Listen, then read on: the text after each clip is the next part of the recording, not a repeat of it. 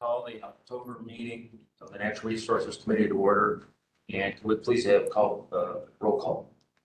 Caro, Here. Schoonover, Here. Mickey, Here. Hendricks, Harry, Here. Fleming.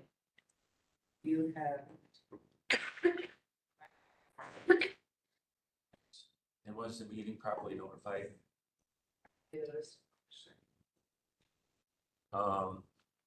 Our big agenda, we have approval of the agenda though before we start.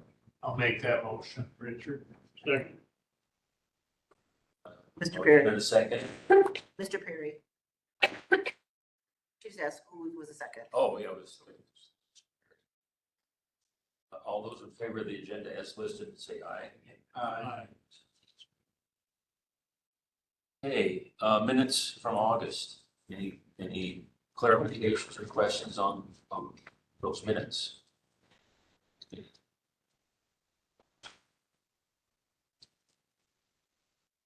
All right, we'll say they're approved as published. Got a lot of stuff on the agenda today. When we get to individual petitions, obviously we'll be having questions and we'll be talking with the actual petitioner. If you're not the petitioner, but you want to say something about that, you can either say a brief statement during public comment, or I'll allow a brief statement during that petition discussion, but we're not going to get into a back and forth dialogue with folks that are not the petitioner. Is that clear? Okay. With that, I guess, does anyone want to say public comment at this point? Okay. All right, let's go on to the petitions. 7A, they pulled the petition. They're not going to do it at this point in time. 7A. 7A. Okay. So I don't know if you want to. So 7B then is a petition to rezone a parcel in Westford, currently a legal non-conforming. I believe it was legal non-conforming and changed hands. And so now we're looking to just clean it up, put it into ag residential. It's 31 acres. Westford Township has approved it. So it changed hands, that's what triggered this? Yeah. Okay. All right, need a motion. I'll make a motion. All right, Mr. McKee moves. Put over seconds. All right, discussion on this petition. Anyone on the committee? It's pretty straightforward. We've been trying to fix these as they come up. All right, so all those in favor of approving, say aye. Aye. Any opposed? All right, 7B stuff. And the next one's the. So we have an Ithaca petition here. So Ithaca has approved it, written up the ordinance here. It is a split. You should have a survey included. So it's a 2.47 acre lot. So going from, I think it was ag forestry, up into residential. And for Mr. Perry, Mr. Schoonover, Ithaca Township is one of them that it's kind of a pass through. They're the ones, they're the zoning authority. We just approve what they've zoned. And we really can't tell them no. Great. I didn't see where it said what size the remaining. Oh, there's like, okay, it's my family's farm. Okay. So there's a lot of farmland left, All right. like 240 plus acres. So that's what I know personally. I have a motion to approve this. Hendricks moves. Go over seconds. Again, this one looks pretty straightforward. We always want to try to keep the parcel size and the zoning alignment. That's what they're doing. So any discussion on this one? All right. So seconds. So all those in favor of approving these, say aye. Aye. Any opposed? Okay. Okay, the next one is a little bit complicated. We have Afton McKenzie here. We've got some pieces we're putting together, trying to get all this to work. So the petition right now is to go from an illegal non-conforming parcel, and she is requesting that this go to ag residential. It's a 4-acre parcel. She wants to put a small campground on it, so she's been working with the township. We did not get it in the packet because I just got an email on Friday from Westford Township. They had had their previous meeting for the rezone, and their next township meeting happened on Thursday. So it happened before we could make any decisions on it. So they went ahead in that next meeting and approved a variance for the lot size to go to ag residential and a conditional use permit for a campground for a 1-year trial term. So the variance also has to go through Board of Adjustments for this rezone. And then it'll come back in front of you guys next month for the campground portion. So we're just approving the rezone. So right now, yes, and as I said, the township did approve the variance then to go to ag residential. So this portion of it is just going from a legal non-conforming to a variance on ag residential size so that we can move forward with the campground portion. So Well- we have questions. We Yeah. have some information in here Get it on after. the table for discuss. What's up, motion? Mr. Perry, second by Ms. Flang. Okay, discussion on this one. We have lot size minimums by each of the zoning designations, and 5 acres is it for ag res. Yes, This one's asking if we can change that to 4 in their case. because that's the zoning district that allows the campground use. And DACAP also allows campgrounds down to 3-acre minimum. So it's good as far as the city goes to put the campground on 4 acres. But yeah, that's- They're concerned about density is also a factor, in that it's hard, it's not just, it is acreage, but they seem to focus more on density. Request to speak and then state your name. As we get to. So they have, it's 2 different things. They seem to care, like they as the departments of all care more about density more than acreage. But like Jen says, one state's 5 and then another department goes to 3. So I'm right in the middle with 4, but well under density. One department says 20, another department says 15. And I'm seeking 15 per my total 4 acreage. And I'm actually thinking about maybe dropping it to 10. That's still, I might downsize it, but as of right now, I'd like to have 15 sites per 4 acres. So, because you can have 15 to 20 sites per acre, according to all the regulations, and I just want 15 per all the property. The conflict I see is our county zoning says 5 acres. That's the dilemma. This would have to go with us a variance to our Correct. zone. Do you have any other current exceptions? But unless, so, if you would reject it, then it would have to go to Board of Adjustments because they're the appeal board for you guys. But that's not what I was Yeah. asking, if there's any other properties that we've made an exception for in the past.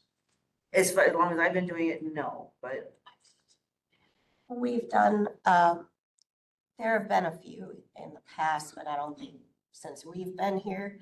I think most of the lot size variances are on residential acreage, where it's less than 2 acres and they still have it.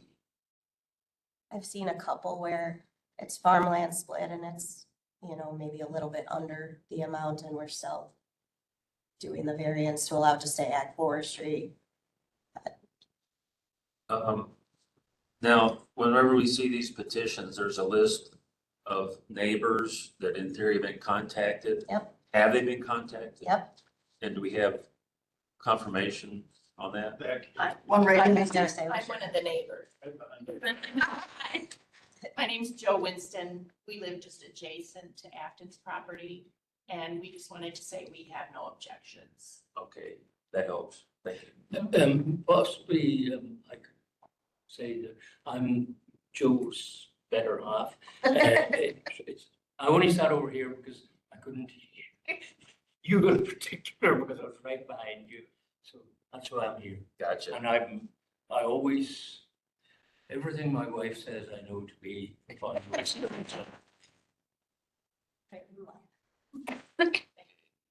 So again, all the neighbors were contacted. We. Yep, notices went out, and I believe there were a lot of the neighbors at the township too, if I'm, think some of that conversation happened there, maybe. I don't believe there was, but they were all notified. There's, I mean, these two gentlemen are neighbors. There's a woman, with her hand up in the chat as well. So, A question. My son is her neighbor and he lives directly across from her. And we had no problem with her having the campground, but however, she had a problem with the dogs barking all the time. And there was a big issue with that for a long time. So if you guys allow a small campground to happen, she's got to realize that it's a homestead that was there first and that we can't control noise. So there's an issue there. She's been better this year, but this has been in the past. I don't know if we get into dogs here. Well, yeah, but I'm saying, he But was it's there, noise. it's his homestead. You know, they have chickens, dogs, horses, cats. You know, we live in the country. We have coyotes, we have owls. We can't control noise.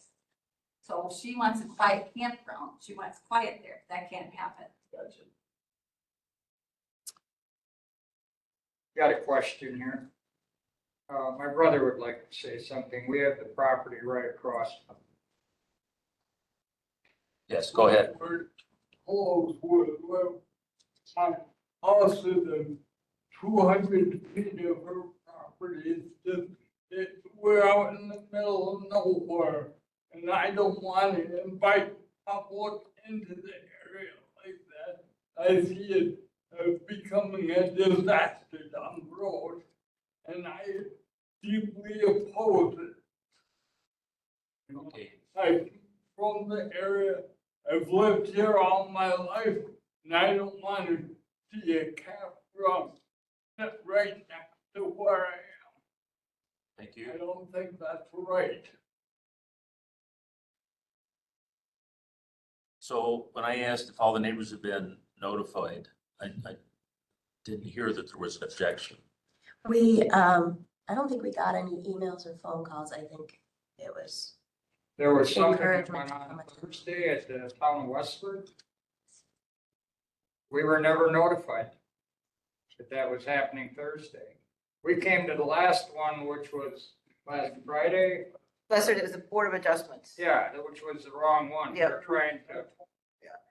And we were sent home because we were at the wrong one. We didn't know what was going on in town of Westford because we weren't contacted.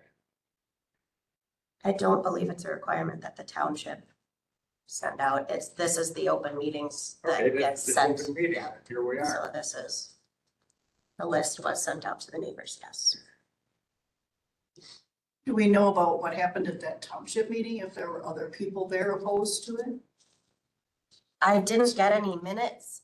They have not put their minutes together. They just said they had the meeting Thursday, that they did approve the variance and the CUP for a 1-year trial term. That's the only information I have from the township. And that'll at this be point. documented in their minutes when we see them. They will, yeah. So again, this still has to go forward to the next Board of Adjustments for the rezone portion because of the variance to the size.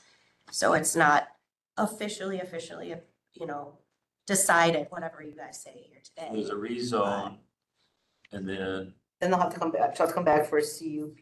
CUP for the For the campground itself. campground itself, yep. So right now, we're really only looking at the rezone, What do you guys want to do with that? again, because everything else affects it. Questions, thoughts from the committee?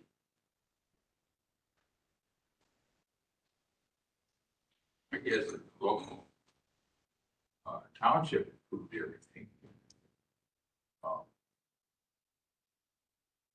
And again, this is not the final say. Approved. Mr. McGee's. See, Oh, yes. It has been, up in front of the local, township for three times now for the past 3 months. So, it has been going on, more than just the last meeting, just so everybody know. It's always difficult when some neighbors approve and some don't. It's just in a bad spot. Yeah. No, and that's the thing, if something is being done according to the zoning ordinance, some people may not be happy with it, but Right. we still have to follow the ordinance. So this isn't the last, right? Correct. Correct. This is the person. So we. This is just the variance on lot size.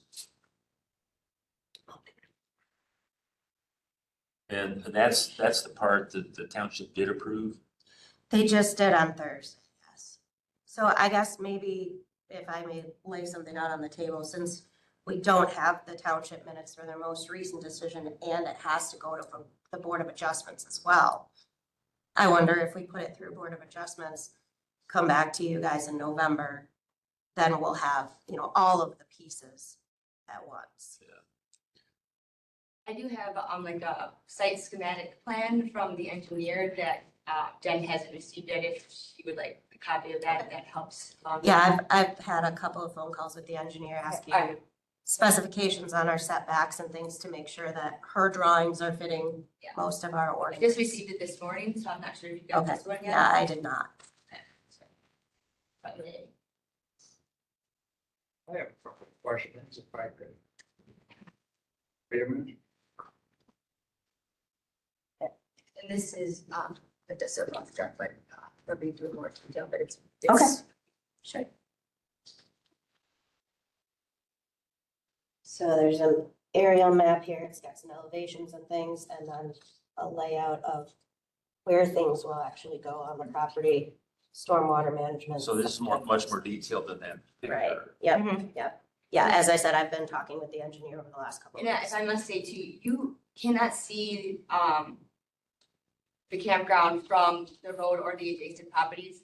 We may reference it with, Joe. She can tell that it will not be an eyesore by no means. It won't be a noise nuisance because I do want a nice, quiet, remote, campground. So I'm gonna follow all of the guidelines and I'm open to, conditions and trial periods so that everybody can be happy and see that I really believe that this can work. Will it be a hardship if we wait until this cycle through the, No, it would be perfectly fine. okay. I have no problem with that at all. And your camp out rules have a quiet time and just the typical stuff like that? With a noise ordinance and a quiet time that would be respected, yes, I would have a quiet time because frankly, I would like us to, the county doesn't have a noise ordinance at all. They do have a nuisance one that could be affected, if needed be, but, no, it doesn't bother me. I'm okay with all open decisions and everything, garbage, everything, so. So mostly the coyotes and chickens that'll be making the noise. And then the dogs across the street, because it's not my dogs. Okay. You have dogs that bark. Yeah, everybody's dogs barks. And Mr. Chair, Yes. is it appropriate for me to withdraw my motion to approve till later meeting? Well, we can just, yeah, you can withdraw your motion. And then, who seconded? Julie. You did. All right, so then we would, Since we don't be ready. So we could just send it to the Board of Adjustments Board of Adjustments. for them to review and then send back to us. Does that work for you Just guys? amend your motion. Did he amend his motion? Well, or just a Make a minute new to one? delay till after Board of Adjustments is. for the Marys. I've amended my motion to delay it until All right. later. You second it? Any more discussion, folks? All right, a vote to, approve delay until after Board of Adjustments. All those in favor say aye. Aye. Any opposed? No, that's good. It's actually really good. Thank you. I appreciate your time.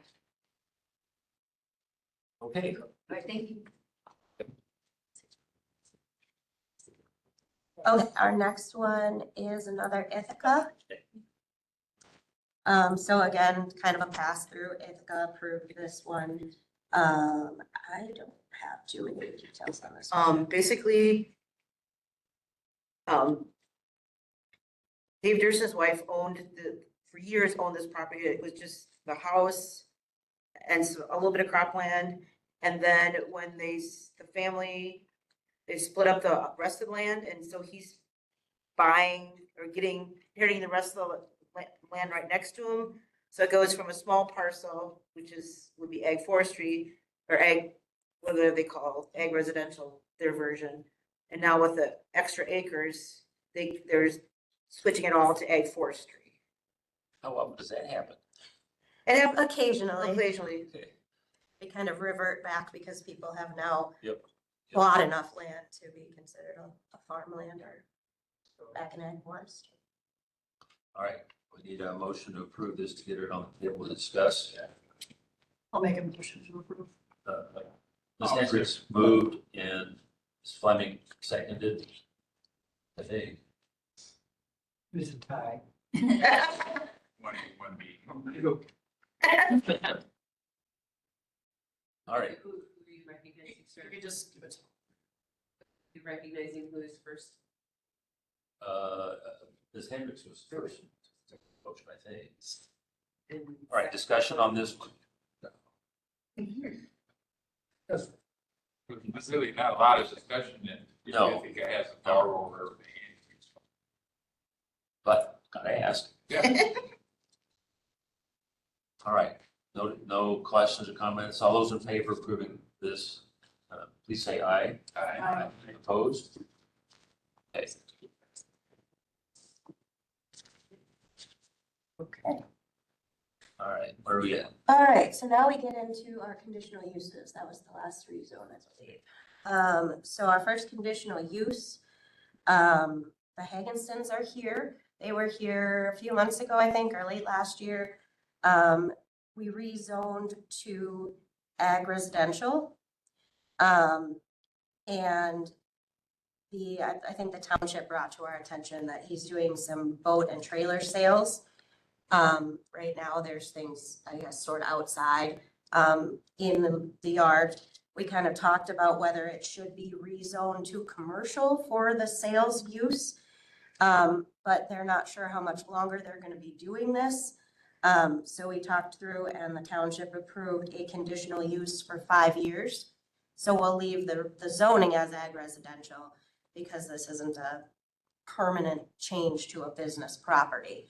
But rather put the conditional use on it to allow him to have the trailer and boat sales out on the property.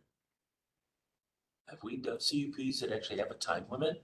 yes. Have we? Well, the non-metallic mines, the one we did for the Westford for the retail store attached to that. Okay, Yep. okay. How about a motion to get this on the table? Motion to approve, anyone? Vicky? Spin over seconds? Okay, discussion on this one. The Higginsons are here. Pardon me. The Higginsons are here if you have questions for Do you them. folks want to say anything briefly? It was sort of a hobby and then it just sort of grew slowly. And after 15 years, we was like, well, I think we better do something. But we're like 65, 66 years old. I mean, we don't know what our future is. So help would work really well for us. We've all had hobbies that got out of hand. Any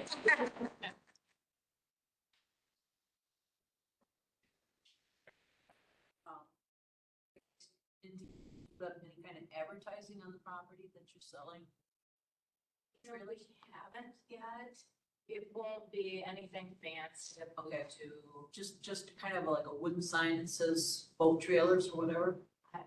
Right now I just have a little thing that says pontoons for sale. Yeah. No spotlights. No smile. A whip flag or something. It'll do something. It's not gonna be anything. Okay. I mean, you've been really subtle as far as your advertising for the pontoon boats that I've noticed. And that's why I was just curious if you were going to be putting up something more, you know, avant-garde or whatever, you know, signage or whatever. We sort of did it low key. Yeah. And maybe now that we have a permit, maybe we might, I don't know. We do have a part of our ordinance for signs. We haven't really ventured into it much. I don't think we've had anybody apply for it, but depending on the size, you know, there may be a permit for a sign too. So they would come to us and discuss with us before anything large went up.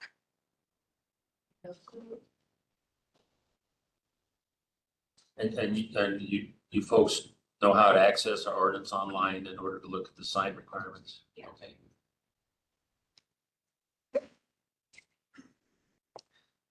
Questions, comments from the committee? All right, let's bring it to a vote. All those in favor of approving this, say aye. Aye. Anybody opposed? Okay. Thank you. Yep.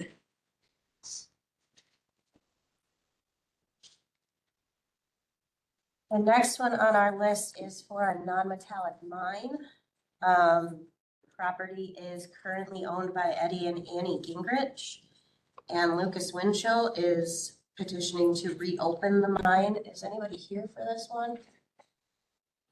Not as petitioner, but Okay, she's here for the, yeah, so if it's all right, I'll have her speak because she had a concern that she brought to us on this one, so. Okay, so yeah, so we are the adjacent property owners, Corinne and Kevin Hendrickson, and there is an easement on our deed that allows the owner of the mine, or now in this case, since it was sold, to the owner of the rights to the mine, where they can come across our property. So that's how I know all of this is there. And so they went to sell, the holding company went to sell it a few years ago. We did put an offer in and we did receive the contingencies, the restriction on use provision. I did give it to Kathy, but I also brought a copy. But basically it says that when they sold the property, they did not sell the mining rights except for personal use. And so unless this is my understanding that unless the construction company has approved them to be able to give use the rights for somebody else, that this shouldn't be happening. The other thing is I looked through the packet and I saw that 10 Yard Township did say that it was reclaimed.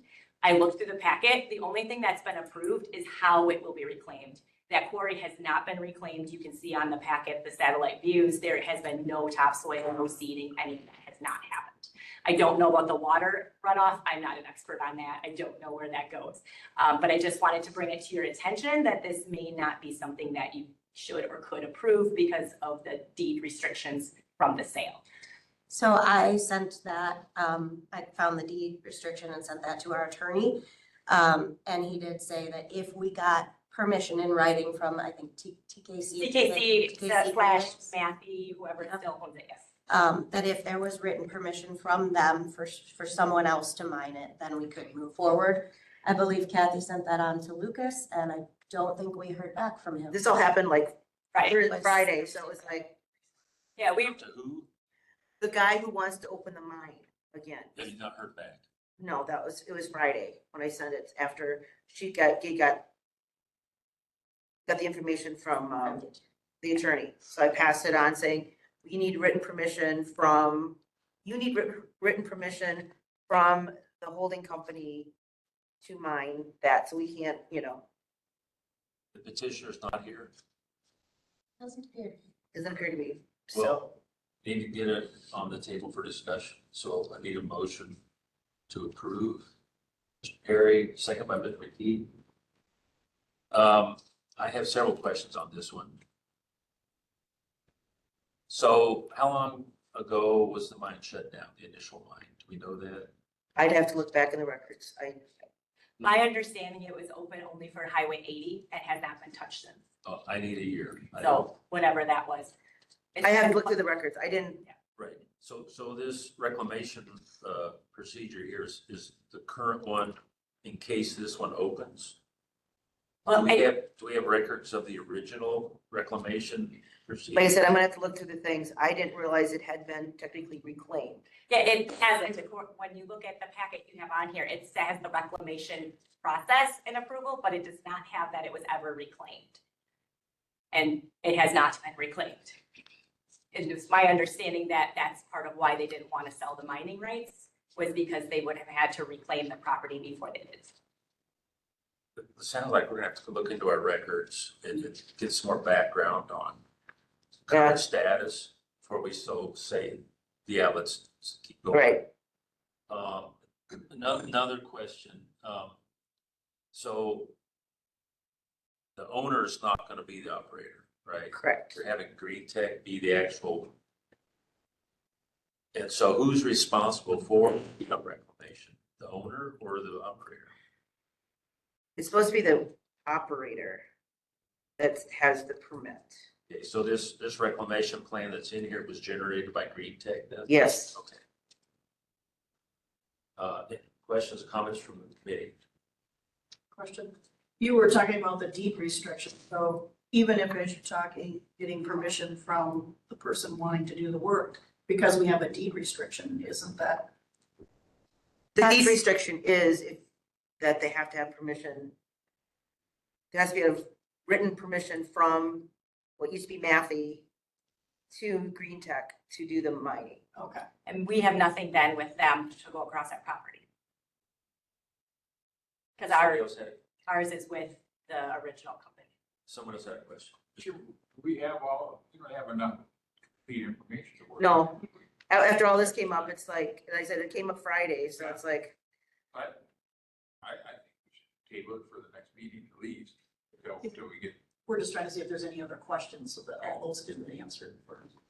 One more question I had. Is it Gingrich or Henrietta Johnson? There's two different names in the paperwork. It's Eddie and Annie Gingrich own the property. Lucas Winchell is the gentleman with Green Tech trying to open. I don't know where Johnson comes in. I think that was a previous. That was, what was in the packet, it looked like a Johnson signed that. And what I was seeing in the packet was that was the original reclamation plan with the original company, not the new company. So if you look in it, it says that. It says Henrietta Johnson. Right, but if you look at who the agreement is, it's with the original owners, which was Kramer Brothers. It's not this new company that has that. Again, that's where I'm confused. Yeah. Is this reclamation plan here? That was the one that supposedly was done already, that Henrietta Township has on file for it, saying this is our plan to reclaim when we're done. And they've never been done because they've never sold the rights and they have not reclaimed it. So I agree. We're gonna have to do some homework, or I should say, our department's gonna have to do some. The motion is to approve, but we can certainly deny it if that's our. I have one question before we. Yep. Take that. Does the county have an ordinance about quarries that requires them to be reclaimed after a certain amount of unuse? It's called a non-metallic mining ordinance, and they have to, there's no time limit that way. It's just when they decide they want to close it, then they have to do, or close parts of it, they have to reclaim it as it goes. Probably should be. I don't know if we can unless they, because they can sit there, well, I'm not gonna, maybe in 10 years I'll open it up, or 20.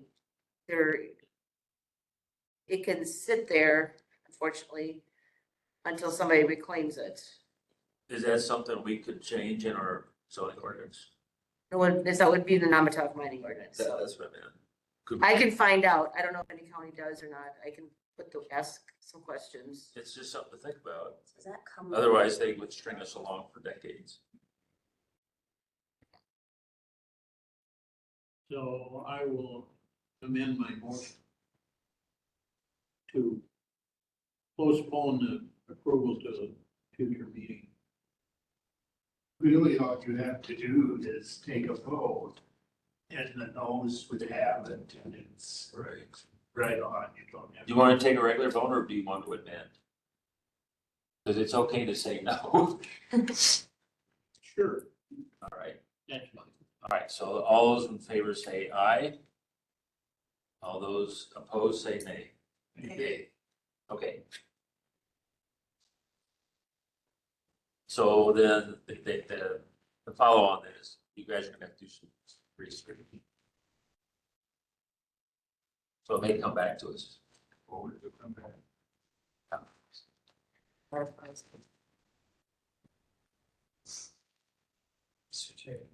Yes. I didn't catch your name. Corrine, Corrine Hendrickson.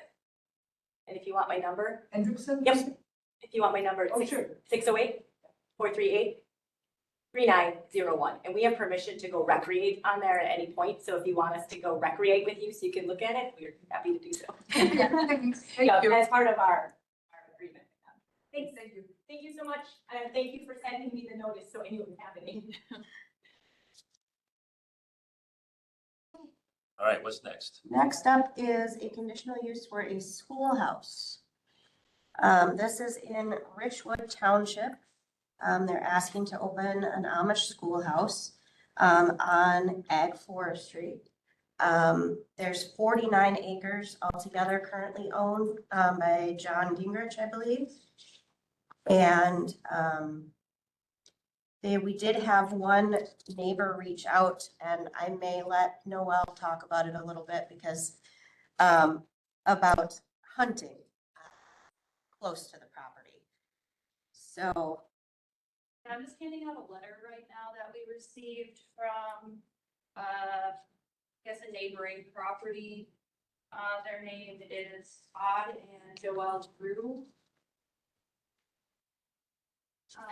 So they were concerned about hunting because in the state, Wisconsin state statutes, it says that you cannot hunt within 1,700 feet of any school grounds. What distance? 1,700. Yep. Is that So it? that's, Oh, I see. yep, hunting restrictions under Wisconsin law. It's in that section.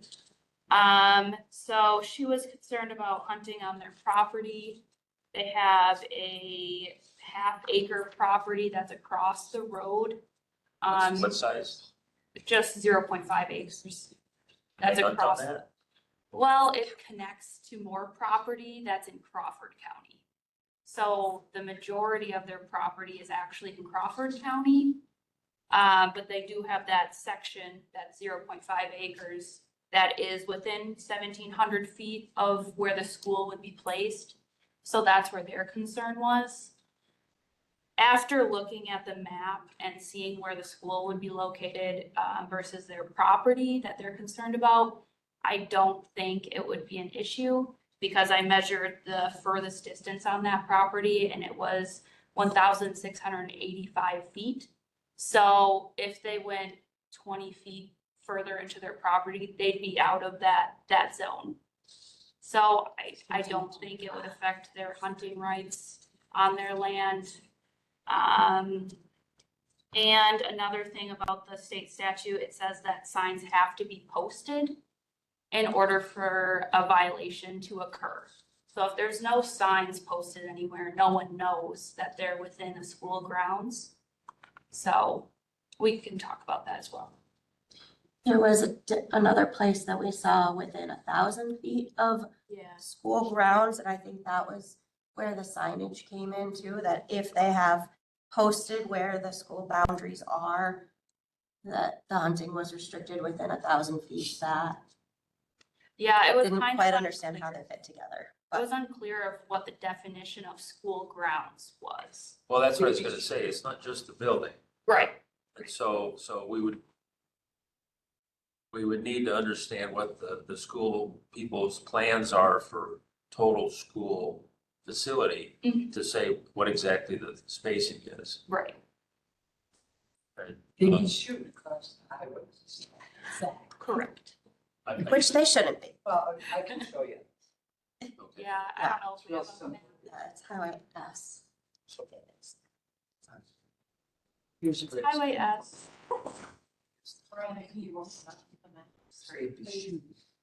I'm not sure. Well, it's not even that, it's just that it's hunting is prohibited. Yeah. Nobody's gonna be shooting Yeah. across the road. But it's just where the location. Yep, yep. Kind of, I'm like, right. Yeah, and it's Still talking on- about within still 1,700 feet. It's not highlighted down there, but, so the parcel that Joelle and Todd Drew own is right here. This is their border. That's the 0.5 you're saying? That's the 0.5 Okay. acres that they own, and then the rest of their land is over here extending to. And Where's the that's the school county at on line that right map? there. We're right on the western county line. I'm down a little bit. Would be around where that. Where the driveway comes in. Down. Or. I can come down a little bit. I can't. Oh, with your mouse? Can you- Yeah, sorry. So if you Oh, go sorry. right here. Yeah. So this, So that's about where the school would be located, correct? Okay. Yeah. So that's 300 feet from there over to that lot over there? No, that's 1,685. Okay, but in here it says 1,700. Yeah. So a portion of their property is within that 1,700 feet. A portion of it is.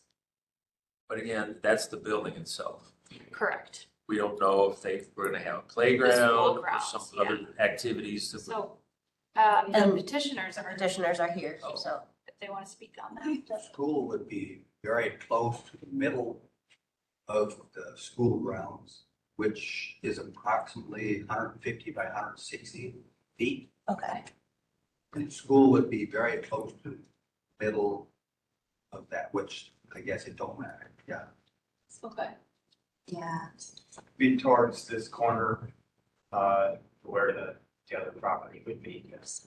The schoolhouse would be towards the property of the, Todd. So this triangle piece where their residence is, It's not a residence. it's, There's not a residence in that triangle piece. oh, We're talking sorry. about I mean, Drew. it's half an acre. It's a half acre. It's just recreational Yeah, land. they bought it for hunting. Yep. But I guess my point is, would they hunt on the half acre or actually? That's what I also thought. They probably wouldn't be hunting on that half acre parcel. That's their access point Right. into the land that they own in Crawford County. So I would assume that they would not be hunting in that 0.5 acre lot, but not sure. They wouldn't be able to hunt from that property, because there's road on two sides and their house is on the other. Yeah. County line. Yeah. Oh, I'm talking about, so their section of property that they're concerned about is right here. Yeah, so there's a house, should be a house right in there. Oh, there is a house there. Yes. I did not see a house there. So.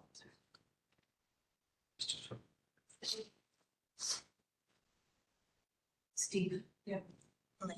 Yes. We have one right by our property and our whole area is known for big bucks and it's not a problem at all. I mean, I'm just saying, there's a house right next door to the school. I absolutely love the school. I'm just saying it's not a problem because that's why people buy property around where I live Yeah. to hunt. So that's all I'm saying. It's not a problem. And I don't believe we heard from any other neighbors. Mr. Chairman, I got a question. Yes. For these two gentlemen here. Evidently, you feel it's a little unsafe to be this close to the school. I wouldn't think so, not from that property, it shouldn't be, because there's the other farmstead's right in between, so they. Yeah.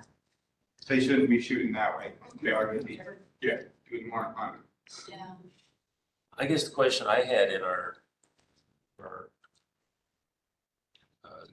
department is the permitted uses for that zoning. I didn't see schools mentioned. Does that fall under The only conditional use. Yeah, institutional. Yeah. Building, institutional activity. I guess what I'm saying is tell me which of the permitted uses you guys see as being included in. Let me go look here. It's gonna take me a minute. Go ahead and check on that. Can I just ask a question in the meantime?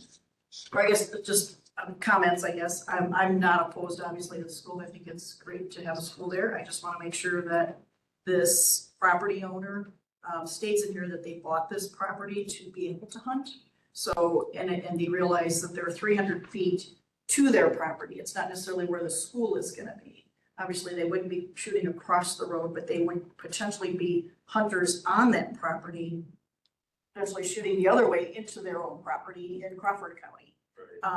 The problem is making sure that it says hunting is prohibited within 1,700 feet of a school ground, making sure they could still hunt on that property. That was the purpose of buying that property. So we just have to make sure that 1,700 feet is not an issue. The other thing, there's some issues about the 1,700 feet too. It has to be, they have to post the signs. If they don't post any signs, the 1,700 feet is. Doesn't matter. Yeah. They're not they required can't- to post a sign? Does not say. Is there a residence on that? 0.58? There is. Is there? I pulled it up and. Because Maybe our map is a little outdated and we cannot- built it after. discharge your weapon within 1,000 feet of any living structure. Mr. Chair. Yes. I'm not a hunter, so I don't know. I don't think you're supposed to be shooting across a highway any. Nobody's gonna be shooting. No. But they could be on that property, shooting the other way into their own property, from that property. Well, it's kitty corners, I don't know that.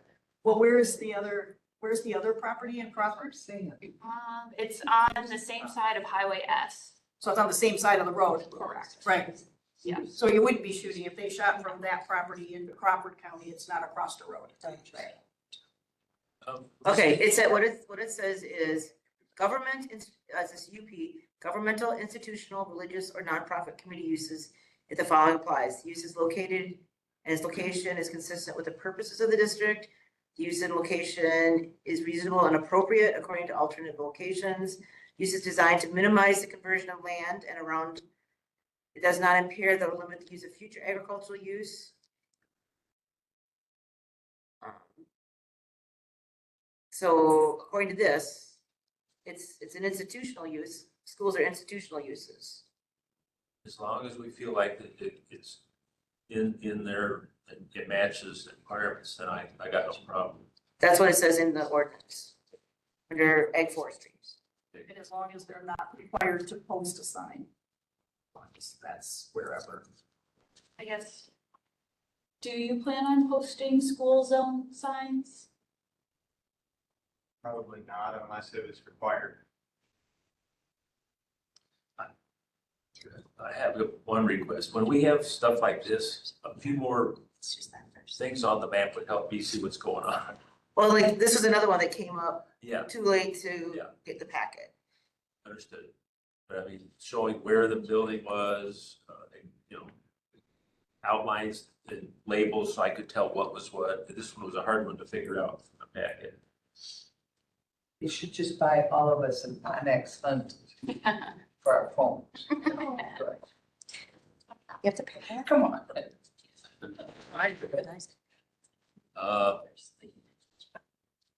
Looks to me like the hunting concern is not really much of a concern. Not with the gentleman with the school. Did you have a question, Rob? Oh, you're just holding your glasses up. Yes, I'd like to ask them a question. sure. Do you guys feel okay where you're putting the school? Obviously, okay, because I go up that road a lot. It's beautiful, and I was just curious if you have any concerns.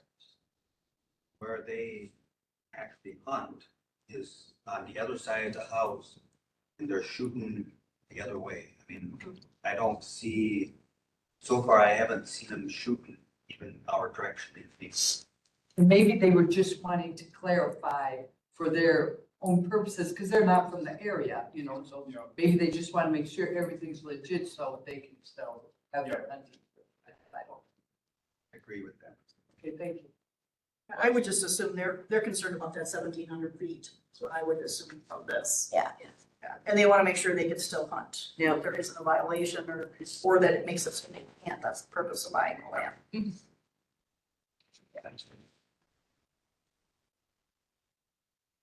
Well, they can, after this meeting, they can watch the video or maybe you guys could write a brief note explaining to these folks. They've been in contact with John, Joel. Okay, I'm ready to vote. All right, all those in favor, did you have a question? Sure. What she's bringing up, so they're reading this law, I mean, so how do we say it's okay to put the school there? Well, that's why I was asking them to write a brief note to these folks explaining our reasoning and So then this law, they could just not even. that, what we received doesn't tell the whole story. That's the problem. Yeah. The whole thing about signs is not really talked about. Right. See, That makes sense. we kind of resolved that because the 1,700 feet is when it's marked as a school zone. If they're not gonna mark it and that it's a school zone and they're not required to mark it, then they're happy and the landowner's happy because they can continue to hunt. So everything, I think. As best I can tell, yeah. Yeah, I'm good, thanks. Yeah, that's all I wanted to is to make sure they were okay with where it is and that they could still hunt and that they're not making, there's not an issue with the 1,700 feet, so. But it sounds like everything's legit. Good. Part of our consideration would be the safety of the children. Correct. And I Well, just- and obviously they know they already shoot the other direction anyway, they're already aware of it, so it doesn't sound like there would be any concern at all.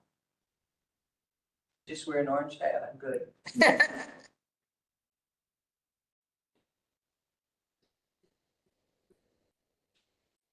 Did I miss it? The first and second? We had it on the table. I think you seconded it. Yeah, I think you seconded. I didn't think. You did, maybe it was Elaine then. Did you, Elaine? That I remember. Oh, you. It's the only thing I don't care. I did not. That was the motion. Yes. But with Roddy, take it back, issue it. You're good now? Put me down. Video too. Must play with it. Yeah, Is it first and second? first. Okay. I say. I think McKee was, yeah. Okay. Three. All those in favor of approving CUP, say aye. Aye. Anybody opposed? Okay. Yeah, thank you. All right, next on our list is a conditional use for a manufactured home. We have Tracy and Scott here. It's Scott's property. Tracy is looking to put a second residence on it. So again, this is kind of a mixed one. It'll go to BOA for variance as well as CUP, I believe. But it's, short term, no, we did go to BOA on Thursday. They approved 3 years, 5 years. So kind of temporary placement. It's a, tiny home, kind of like, you know, that tiny, yep. So it would be hooked into the existing well and septic in Scott's house. The capacity is there to handle that. He's only got, I believe, 2 bedrooms and then that's one bedroom. So it'll be 2 bedrooms total on the property. So this So CUP sorry, is, septic will accommodate that? yes. Yep. So just the CUP here for the manufactured home. The size variance was already approved by BOA on Thursday. In the townships. Buena Vista. Yeah, the township approved it. Yep, 10 minutes. Need a motion to approve. I'll make a motion to approve. Second. Good over second. All right, discussion. So describe the tiny home a bit more. Good. So it's 28 by 8 trailer that I built a tiny house on. It's just built this year, certified. So I just wanted to buy some property, but to save some money, so I wanted to put in my brother's property for a few years until I can get my own property and place it there. It's very movable, it's on wheels. Is it similar to what they call the park model mobile home kind of things? Yeah, if you're familiar with those, where It's built to look more like a house Correct. than a mobile home. Yep. So, I personally may have to get up to speed on all these different terms now, which is which, because our zoning ordinance is gonna have to be able to clarify what's what. Because there's, yeah, and that's, we kind of, you know, how do we permit this? Because we are kind of looking at it the same way as a trailer house or a manufactured, you know, on a trailer. Really is a house on wheels, well, and that's a what I'm saying. mobile. If this is gonna happen, we need to make sure we We address it distinguish. in the ordinance update, we need to address. Yeah, yeah. We can talk with other counties, how they've done it. As wordage. Verbiage.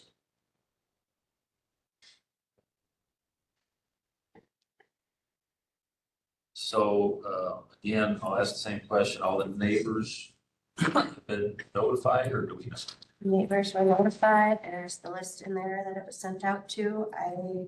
Was there Don't was believe- there a poll marker was one of them? Two? Yep. And then the Brian poll markers, one of them was in my office the other day talking about their own land splits and neither he nor his brother have any opposition to it. Yeah, I just had a call wondering what property it was, and then they had no issues. What, sorry, what's the zoning for this parcel? Ag residential, I believe, yeah. It's 9 acres. So we can have two residences? That's what they had to have the variance for. No, not by the ordinance, but the Board of Adjustments approved the variance for the second residence on Thursday. Do we have that in our packet? No, because that meeting just happened Thursday afternoon. Yeah. Could I ask that be put in the files when we do get it? Yeah, when the minutes are done. Yep. Okay. I'll get the minutes typed up.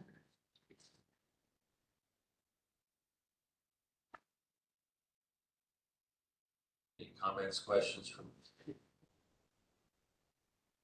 Looks like they've, the main thing is usually sanitation. It looks like that's okay. So, And the township approval. yeah. So, all right, let's vote. All those in favor say aye. Aye. Anybody opposed? Okay. Thank you. And I think our last one, we have, I forget your first name, I'm sorry. Heidi Nimitz. Okay, Heidi. Here, she also, I believe, owns this property with Matt Faulkner. Yeah, Matt Faulkner actually owns it. Okay. I'm his fiance, and we're building a shed together Yep. on that property. And he was here also at Board of Adjustments, on Thursday. But we are doing a conditional use permit for a second accessory building. This is a residential lot. I think it's only about a ½ acre. And, there is a small shed on there right now. There was a mobile home that was removed, and they own the adjacent property with their house and a shed already on there. So they're looking to just put a secondary storage structure on this small parcel. It's not, there is a septic there from the mobile home, but it's a very small parcel to consider for residents.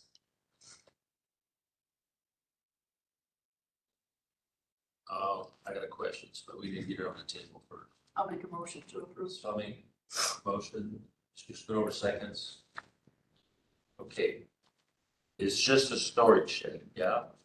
So why do we even mention septic? Just that there already was. No, I'm just saying, as a small lot, there was already septic there, that it was a residential lot. Just mentioned what was there. But it's gonna be utilized by the folks that own the lot next to it. Yes. It's two lots owned by the same. Yeah. Well, they're just deeded differently because one is owned in a trust and one is owned just under Matt's name. So, yeah, but essentially, yeah, they're all the same person. So if it's a separate parcel, why do you need a CUP? Why can't they just build a shed? Because it's zoned residential, and residential says you can only have one accessory building per parcel. But I thought there was no building on this parcel yet. There's no residence anymore. There is a a garage or a Yeah, shed. there's an old garage. Oh, there is. There's an old garage and what we want to do is re-tin it and put a new roof on it and keep the lawnmowers and the snow blowers in there and not put them in the nice new shed. So wait, you're gonna fix up the existing one and build a second one? Yes, Okay. Yeah. That's we- fine. We got the variance approved for the shed last Thursday to build the shed, but we wanted to be able to keep that older little garage just to put the lawnmowers and the snow blowers and stuff in. So we didn't want to start fixing it up until we got a conditional. Well, that helps me understand what's going on. Yeah. Questions from the committee? All right, let's vote. All those in favor say aye. Aye. Anybody opposed? Thank you.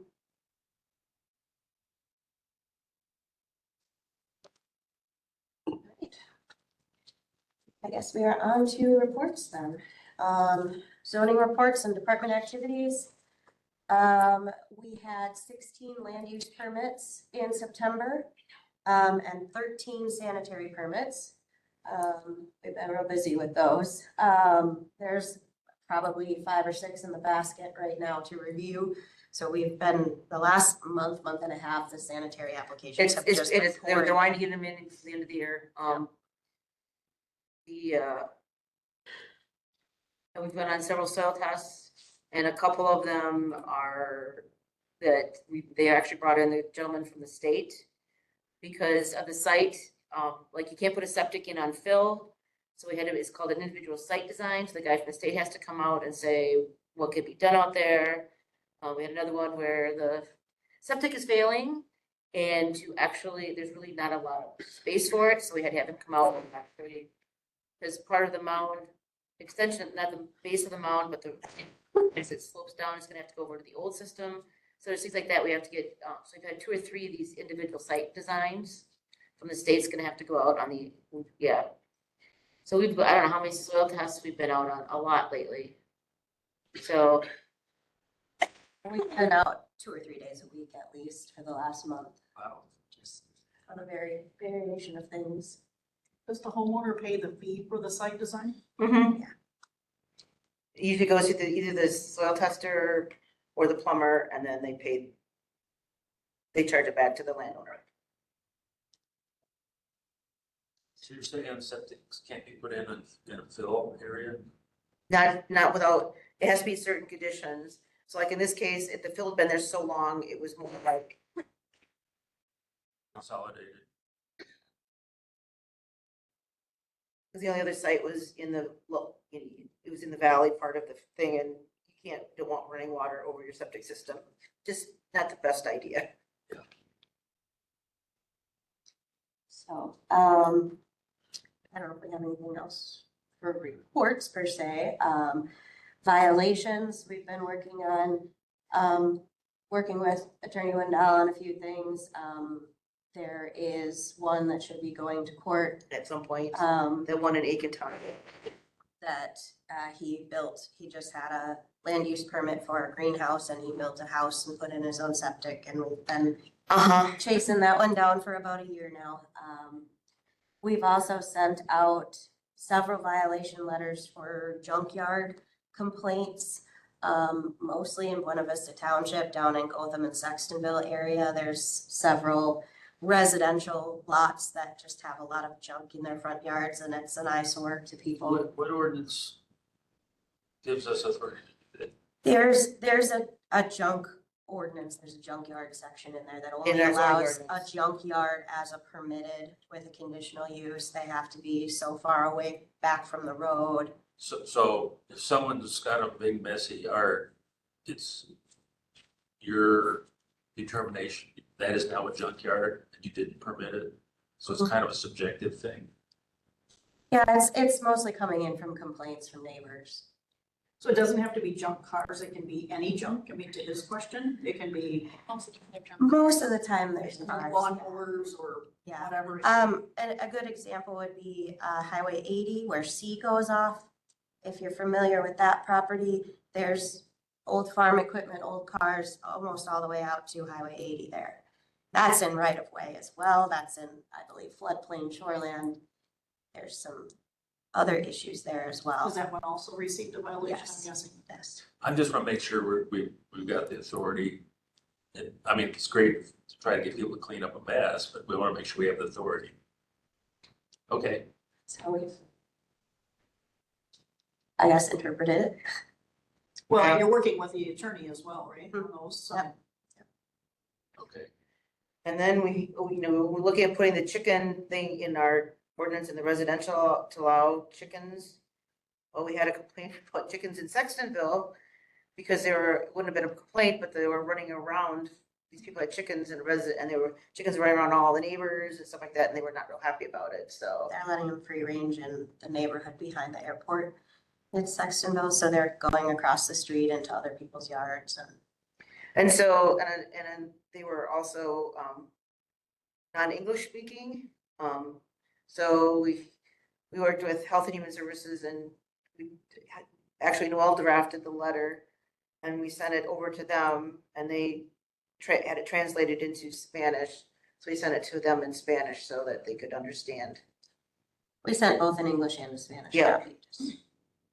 Just to confirm, right now the plan would be to add the chicken stuff indoor. Right, but in that case, they have to be in a Right. fenced area. These In are, other words, I guess what I'm saying, it's not gonna be a separate ordinance, it's gonna be part of this. Right. Okay.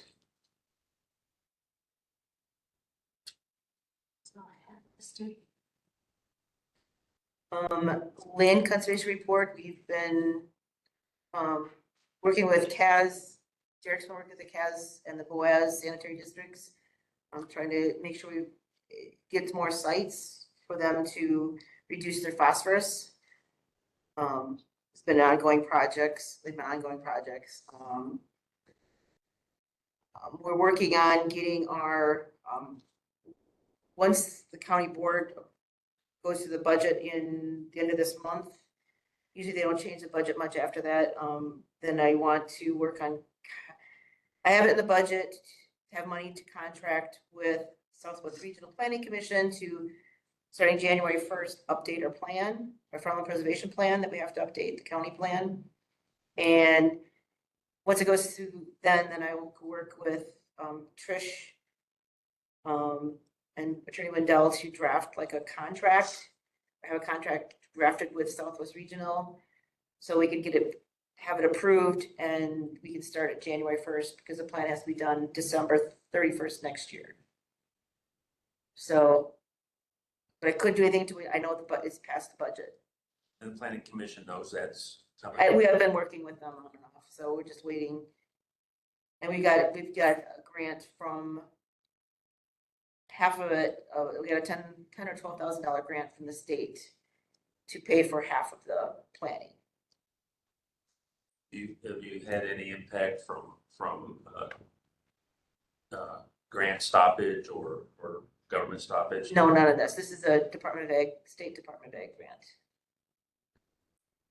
So then I'll let Corey talk about things that may be coming up in the next meeting, with maybe a long meeting too. Yeah, so, I think it was back in December, I remember bringing to you, like, I put together a standard operating procedure sort of for how we're gonna handle farmland preservation non-compliance. And one requirement for continued compliance for the program is all landowners, or I guess certificate of compliance holders, have to fill out, and submit a self-compliance certification form that we send out in December every year. They need to return it to us with a filing fee. And so failure to get that to us is terms of non-compliance. And so the way of issuing non-compliance for the program is a notice of non-compliance. It's a debt cap certified form that is signed by the Land Conservation Committee, or, well, this committee, which I think a couple meetings ago, we had got Kathy's, like, you guys approved Kathy's, I guess, authority to sign these forms. But so in my kind of operating procedure for handling non-compliance, we've determined that if any sort of non-compliance, we would develop a performance schedule of compliance give landowners a certain amount of time to get back into compliance. For the issue of non-compliance where they don't submit their self-certification. I guess their schedule of compliance was essentially our letters that were sent out. We gave them 2 notices. And in my operating procedure that we had got approved in December or whenever we met to talk about this, that a performance schedule is not applicable in the instance that the compliance issue is a failure to submit their self-certification by the 2nd deadline. In that case, multiple notices constitute that performance schedule. So a notice of non-compliance will be issued immediately. Back in March was that 2nd deadline. Obviously, I didn't issue these notices of non-compliance immediately. I just issued them 2 weeks ago. So there was maybe about 10 to 20, I think, landowners that never had received their self-certification. So I just sent out a letter. They were dated September 26th, so 2 Fridays ago, stating, because you did not, submit your form and filing fee before the extended deadline of March 31st, you are subject to a notice of non-compliance. And to follow up with this notice of non-compliance, I gave them 2 options to either sign the voluntary waiver of rights or attend next resource committee to, I guess, appeal their notice, I guess, tell you guys why maybe they didn't submit their form. Maybe a lot of times they have maybe sold the property and we aren't notified of it. They're still in our system and we'll send them out. In that case, everything kind of just goes forward. But if they have a valid reason for why they didn't submit the form, I think they should have the opportunity to tell you guys. And so that I gave them a deadline to notify us by October 22nd if they are going to plan to come to the November meeting to appeal their notice. So I guess just wanted to let you know, we will have that all on the agenda and everything. If people get in contact with us, I haven't had anyone let me know yet if they're going to come and appeal their notice. If they don't let us know or have any other reasoning, they don't sign the voluntary notice of non-compliance, I did say that if no actions are taken, their non-compliance will come to committee. They just won't have the chance to appeal. Essentially, it'll just get signed and sent off to DACCAP, and they won't be able to claim the credit anymore. And if they want to, they'll just have to get back into compliance, submit their nutrient management plan, and all the other requirements they have to meet. And then at that point, we will probably come back to committee and issue a cancellation of their non-compliance, but. And then my question is if we have people that want to do it, appeal this notice of non-compliance, you're the appeal board. So do you want them listed individually on this, or how do you want us to do that? Or do you want to do it as a group? I mean, that's my question. You want each individual name on there? I don't know how much effort that's gonna be. I mean, if each one's just a quick assessment, move on, I don't mind one at a time, but if there's a lot to it, maybe, I don't know. I've never done that. It's been years since we've done it, and and mostly it's been for somebody not doing their planning process, not the nutrient management plans, all that other stuff they haven't gotten in. We've not had the not sending in this self-compliance form yet. I think as a committee, we probably need to do a little reading on that specific thing before our next committee meeting, so we understand what they're even talking about. And we can,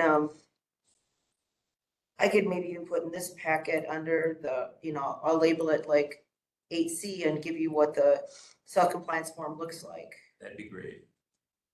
Be great.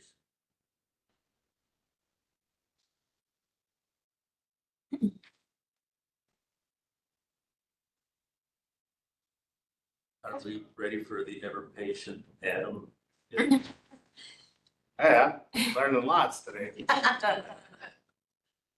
So for the extension report, they don't have an educator here today, to give you a brief synopsis of what they do. For those that are new on the committee, my name's Adam Patey. I'm the Perry Extension Director. So just a quick background on myself. I oversee 5 county extension offices, so Richland, Crawford, Vernon, Monroe, and LaCrosse County. Here locally, extension is it's a partnership between the University of Wisconsin-Madison Division of Extension and the county. So we both have some resources to have some local outreach educators. The programs that we have represented in Richland County are agriculture in the form of a regional livestock educator, who is Beth McElwam. She primarily focuses on beef production. So some of the things she's been doing lately, they've been doing a lot of field days. She hosted a shop talking about selecting heifers in the markets that we have now. I know they're doing a joint program with dairy producers, and they're doing they're getting a model cow in so that they can teach producers how to safely extract calves when there's birthing problems.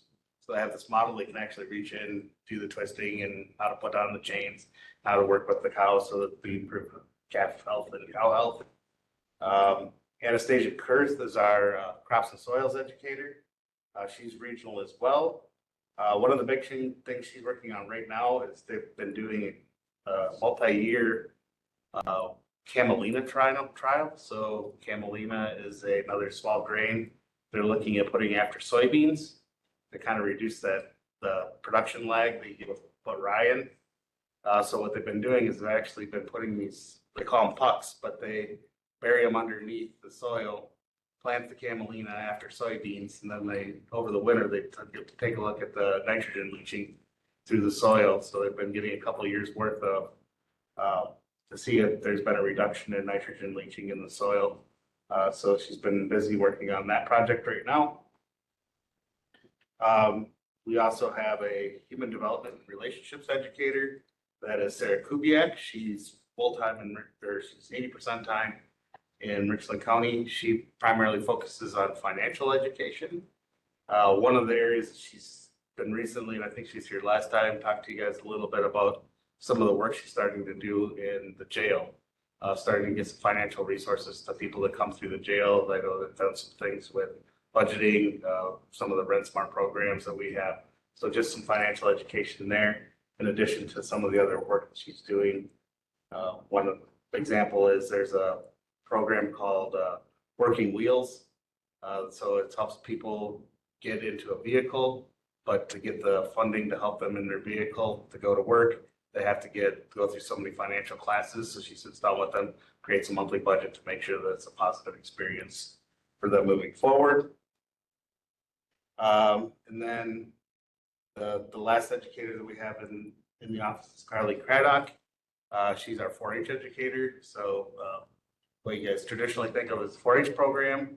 We just got done with the county fair, so they've been scrambling a lot in the office lately, wrapping that up. But in addition to the traditional 4-H work, Carlene's also been doing some work with the school districts on some after-school things and a program called Juntos, which helps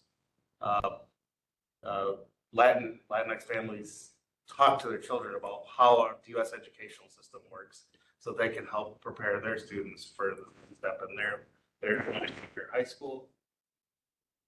The one that we just lost is the FoodWise program. Through USDA funding, FoodWise was funded through the SNAP Education program. Monica, who's been to the committee a couple of times, talked to you about the work she has done. Her last day was October 1st, so there's no longer the FoodWise program in Richland County. So we kind of have a gap there. Really, I think that's a big loss for our community having Monica here.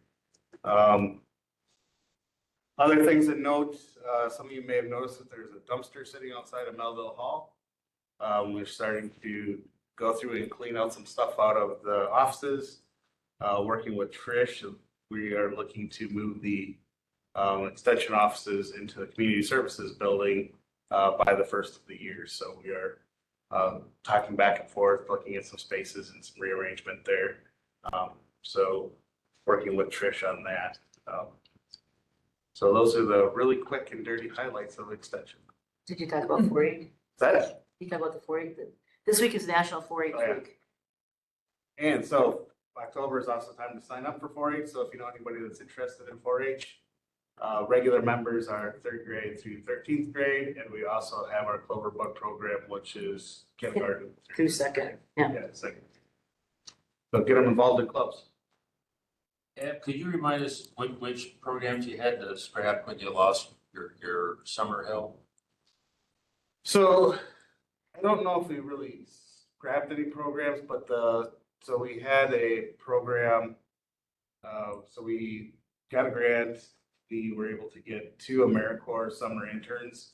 And so they were able to do some extra programming, especially with the library. So they were doing some STEM after school type programming. So they were doing some different STEM classes throughout the summer. They also had developed a program called Adventureland. And so it kind of took a look at what projects are available in 4-H and how to help youth find their spark in different projects.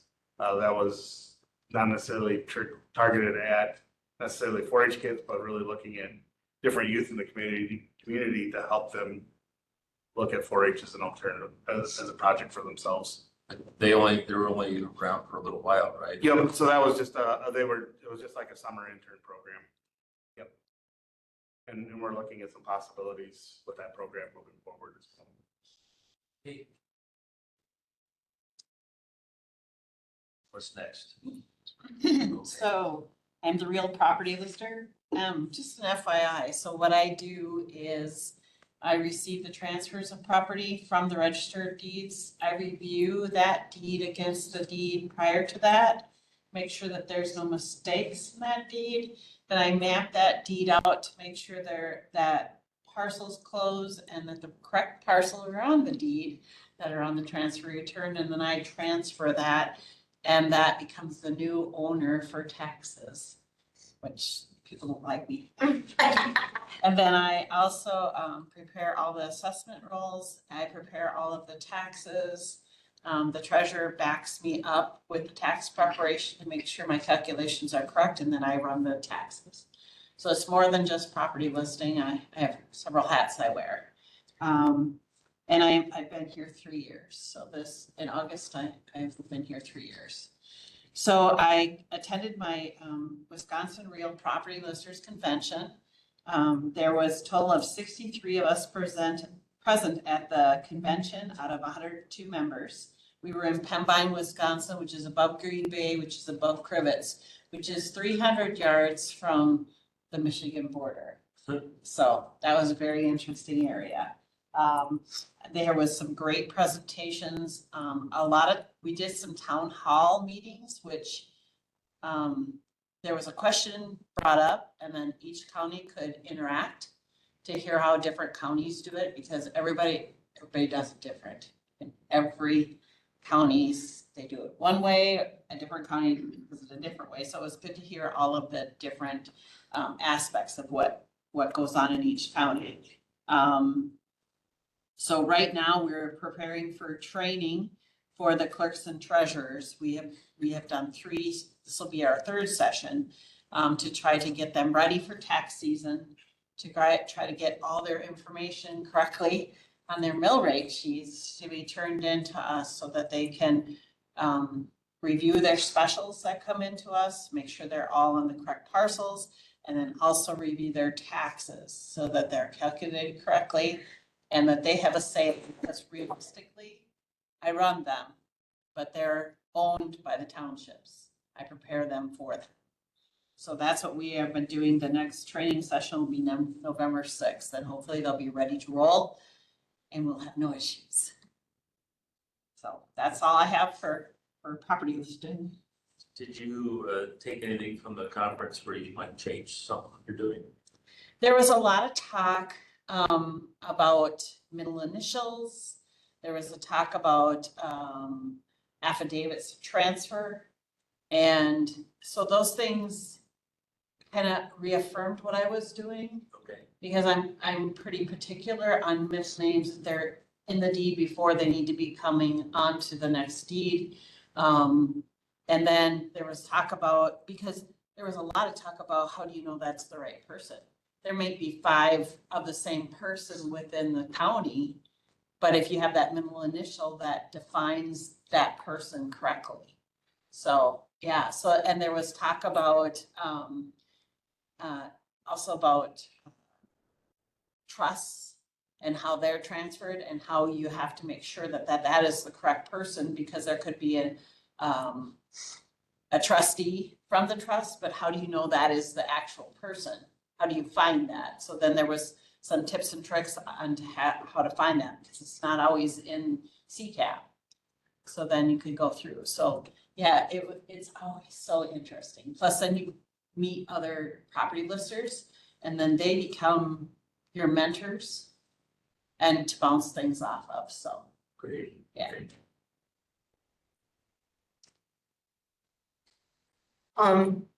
Go down to number 9, the zoning or updated zoning ordinance. I just put in here that I sent it to all the townships and waiting to hear. I've only heard from one township, and it wasn't much.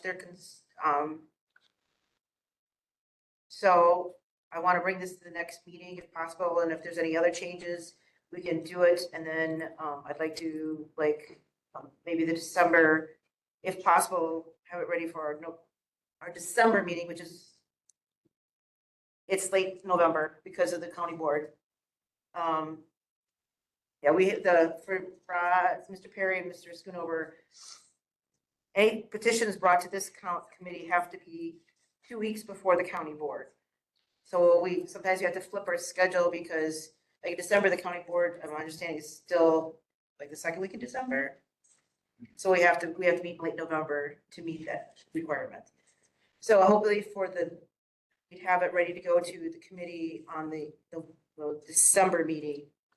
But I did send it on to Attorney Wendell to have him look at it, see if he noticed anything. And it's the one I've got with all the yellow, reds and stuff in there. I think there's a copy, I'll look here shortly before you leave, that has what the changes are. I think if nothing else, I'll put, I can drop it in the folder or just email them a copy. If you drop it in the folder, still send us an email, let us know it's there so we don't forget. Yeah. I'll do yeah, I didn't do it because I was waiting to hear from the townships, but I haven't heard anything, so I'll put it in the way it is. And then if we'll have it on the next agenda, just if we hear anything, we'll let you know. And if you guys see anything that you want to see changed, then you can let me know too. So it's just kind of give you an update where we're at. Yeah, I'll let you take the next one. So just after our meeting last month, I got a call from Mark Cup. He's been out on the Wisconsin River with the Voyager canoe trips. He said he hasn't been out in a couple years down towards Gotham because they were redoing Highway 60. So he was coming along there and noticed that there is a house about to fall off the cliff into the river. So I went down and found it, took some pictures of it. It is right on the edge. Believe it or not, the shoreline has moved back in that section by about 15 feet between the 2020 aerials and the 2025 aerials. And that house is right on the edge of the cliff. It's kind of like the sand dunes there where it's kind of steep. So I took pictures of it. I sent that to Attorney Wendell. And basically we need to figure out what the process is and how to go about getting that handled. It's between Health and Human Services and this can sure who's jurisdiction. Right, and that's what we're working. We have to try to work things out. It would be nice to have something in writing. So if something like that happens, who's responsible for taking it to have it, the cleanup? But there's also like Riverway Board, some other entities that. And Mark is in charge of Riverway Board. He's the one that brought it to. Yeah. So. Okay. Who's the owner of the property in Irving? It's an absentee landowner. I forget if they are down in Illinois or exactly where. I haven't contacted them yet because I don't know exactly what the steps are. And should I contact them and tell them to do something, or do we just go straight to, you need to take it down because it's in such bad shape? I mean, I took pictures around inside the bedrooms and the ceiling is collapsing in. So Whereabouts is it? I'm curious. it's in the old Richland City. I think if you go down Fulton Street where it's a block or two east of that and then right down on the river. There's not actually, I think the address is Wisconsin Street, but Wisconsin Street doesn't actually follow all the way back there anymore. It's kind of an easement situation in there. Yeah. I thought maybe you took. No, I drove down there with the county truck. Yeah, so we've been in contact with Brandy and Stephanie, HHS a little bit, and we're trying to figure out where to go from there. So I think she and I and Brandy and Stephanie need to get together and talk and kind of step through things and then talk with Attorney Wendell and kind of set up a process. Is it possible the landowner isn't aware of it? I mean, maybe they haven't been up to the property for many years. That's possible, yeah. Are the taxes paid? Good question. Not sure. I will check on that for you. It's less acreage now. Right, right. It really Doesn't is. matter. It was Yeah. on there. The way about it. More water. So, yeah. Well, there's another one, a street or two over, that they actually used to see the old foundation and they moved the house back. And they do it, they took out permits to move everything because they're losing it there, yeah.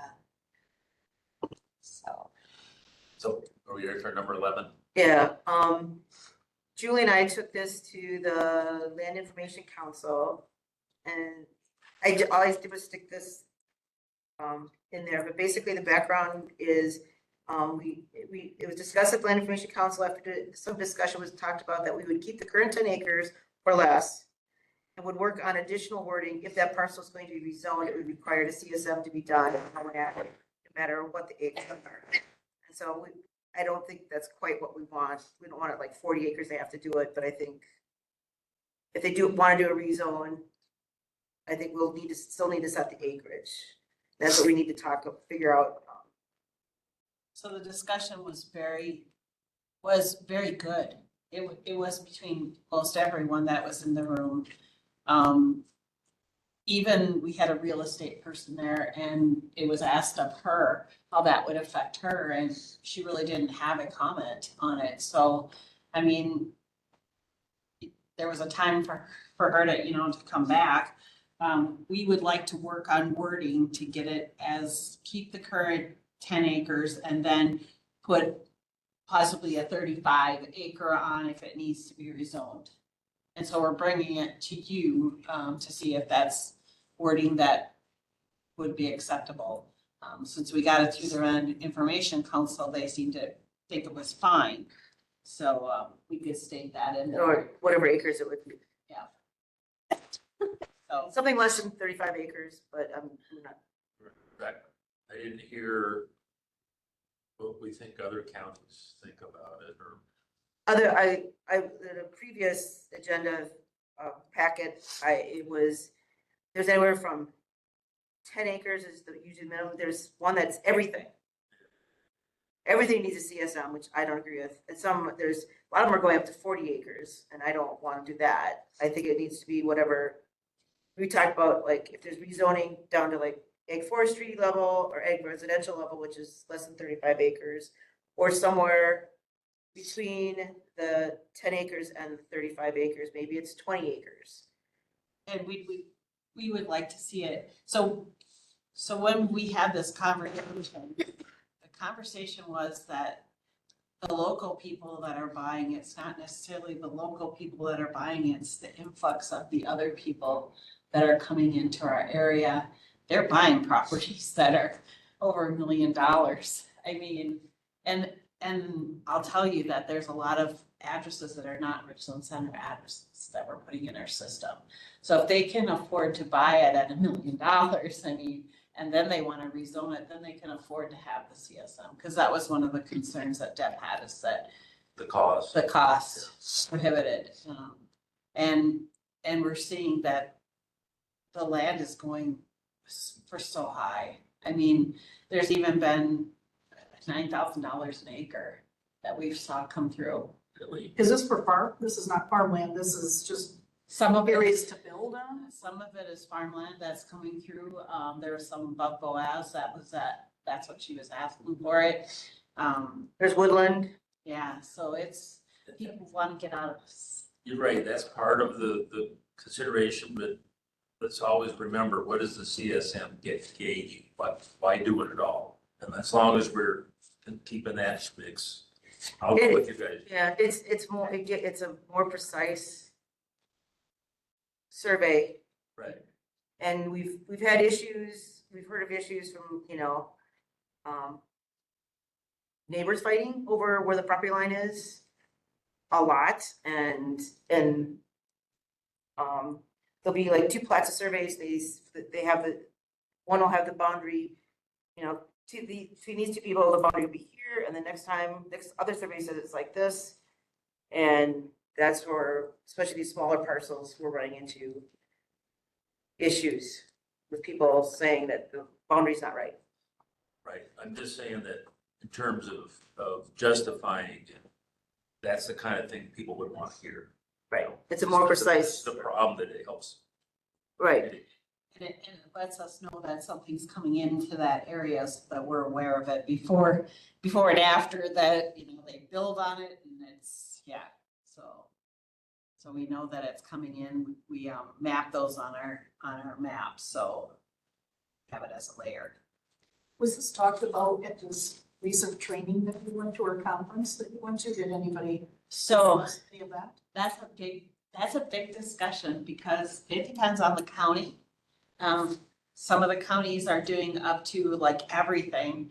Some of them are doing 10 acres, and it seems like there's one little parcel area, one little grouping of counties that do it one certain way, but then everybody else is like free range. And some of the property listers are surveyors. They have surveyor backgrounds. So, they're looking at surveying one way, where you have other property listers that are looking at, are under the treasurer, some are under the register of deeds. So across the state, it's all over the place. Some are not changing acres with plats of survey because it is not certified. They will not change any acres on any parcels that are plats of survey, but CSMs will change the acreage because it's reviewed. It's made sure there's no errors in it. And we're finding now that we have CSMs that have errors in them. So now, we're going back. Just imagine if the plats of survey are not reviewed. They're just say, oh, go ahead, because Todd just does it once over. We just make sure the names are correct and then he sends it in. And we put them on the map, but they're not certified. Nobody really reviews them, where the CSM is reviewed. So in the counties around us, I don't have anything for Grant or didn't get anything from Grant or from Vernon County. Sauk County is less than 40 acres. But they're looking at going to any size. Iowa County is less than 40 acres and Crawford County is 15. So that tells you what the surrounding counties are doing. So we will word it and let you review it so that we can, and then we talked about also with this change, sending out letters to the title companies, real estate people, so that they're aware that this is gonna come around. So we'll get that wording ready. I pulled a few different counties that I want to review, their ordinances and we'll put it in ours and get it to you for review. Okay, great.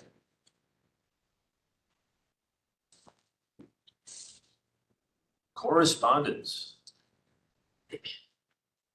Everything else going on? No, we haven't got. No letters from people. Okay. Future agenda items? We'll have the zoning and the